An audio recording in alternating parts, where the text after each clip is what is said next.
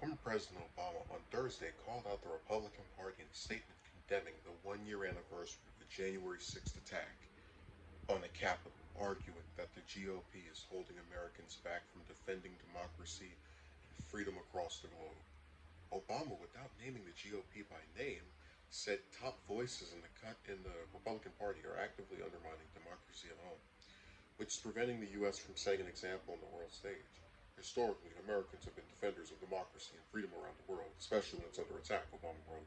But we can't serve that role when leading figures in one of our major political parties are actively undermining democracy at home, he added. We can't set an example when our own leaders are willing to fabricate lies and cast doubts on the results of free and fair elections. Obama's striking statement came around the same time President Biden delivered a searing rebuke of former President Trump in remarks from the Capitol building, which was overrun with a violent mob exactly 1 year ago on Thursday. Biden, without mentioning Trump by name, said the former president values power over principle because he sees his own interest as more important than his country's interest, America's interest, and because his bruised ego means more to him than our democracy and our Constitution. Obama on Thursday said the January 6th attack made it clear just how fragile the American experiment in democracy really is. Uh, so, just referring to the Obama part of it, because Biden's comments I found myself mostly agreeing with because Trump saying that the election was rigged without evidence for over a year now really is about his ego and being angry that he didn't win. And we talked about this before, how on YouTube you can find videos of him from 2016 prior to his victory saying that the election was rigged, and after he won, he stopped saying that, but did say that there were 3 million illegal immigrants who voted for Hillary without any proof so that he could justify to himself why he didn't win the popular vote.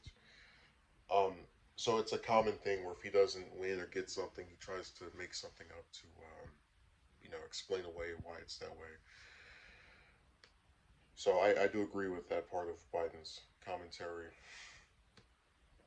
Now, if you want to get to the defenders of democracy and freedom around the world, um, I mean, the biggest problem with that when it comes from Obama, just specifically as an individual, and I can't help it, when you have someone who you saw their tenure, you know what they did, how the hell do you say you're someone who defends democracy and freedom around the world when you congregate and actively were involved with a country like Saudi Arabia, which treats women like second class citizens and directly led through their intervention in Yemen to the worst humanitarian crisis in the world, where people can't even leave their country. They got the food blocked off, blowing up hospitals. I just don't see uh, what about that is freedom related. How that's an example of us being these leading advocates for freedom.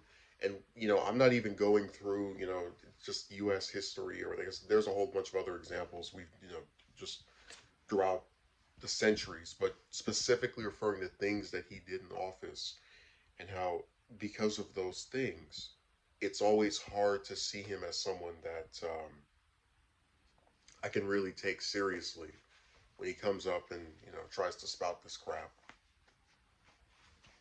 So I do agree with the event being a bad thing or awful.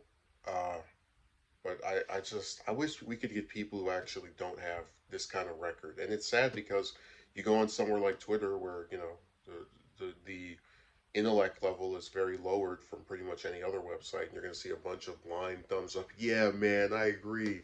Spoken like a true statesman, just people uh, blindly going along with his sentiment, but never calling him out for having a tenure that was very, let's say, different from what he advocates for verbally.